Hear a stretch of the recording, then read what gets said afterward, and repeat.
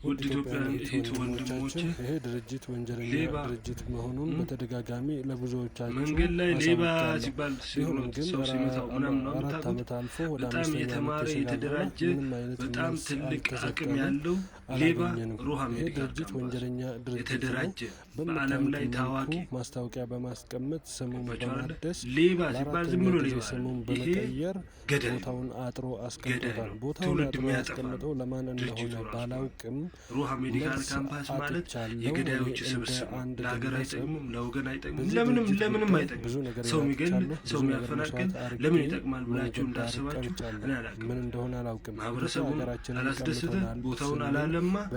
ምንድነው ለውጡ? ከሁለቱም ጎን የለም። ማህበረሰቡንም አላስደሰተም፣ ያፈናቀለው ማህበረሰብ ቦታውንም አላለማ። ለምን ዝም እንዳላችሁ ታላቅም የመንግስት አካል ለምን ዝም እንዳላችሁ ትለኝ አልገባኝ።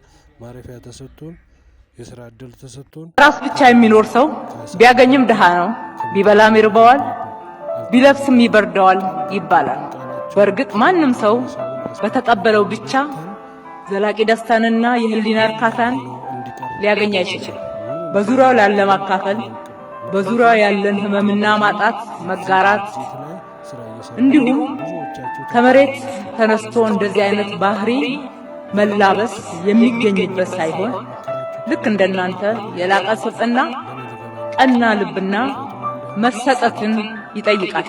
እግዚአብሔርን እናንተንም ለማመስገን ህዝባችንን አገልግለን በርካታ የሚፈሱ እንባዎችን አብሰን ስላበቃን ፈጣሪ አምላክን እጅግ አድርገን እናመሰግናለን። ባህር ተሻግረው ሀገር አቋርጠው በዘርና በቀለም የማያውቋቸውን ለመርዳት የሚተጉት ነጮች ብቻ እንደሆኑ ሲተረክ ኖሮ፣ በሌላ በኩል የበጎ ፍቃድ ስራን መስራት መንግስታዊ ላልሆኑ ድርጅቶች ብቻ የተሰጠ ተደርጎም መገንዘብ እንደነበረ ሁላችንም እናውቃለን። ይህንን ትርክት እናንተን ይዘን ወጣቶቻችንን አሰልፈን አፍርሰነዋል። የኢትዮጵያን የሰብአዊነት መልክም ገልጠንበታል።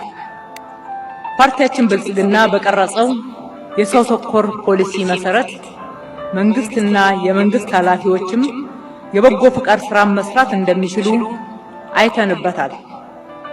በመንግስት በጀት ብቻ ሀገር ልትለማ ስለማትችል በርካታ የከተማው የበጀት ጉለት በእናንተ ቀናነትና በጎነት ተሟልቶ ለህዝባችን አገልግሎቶችን ማቅረብ ችለናል።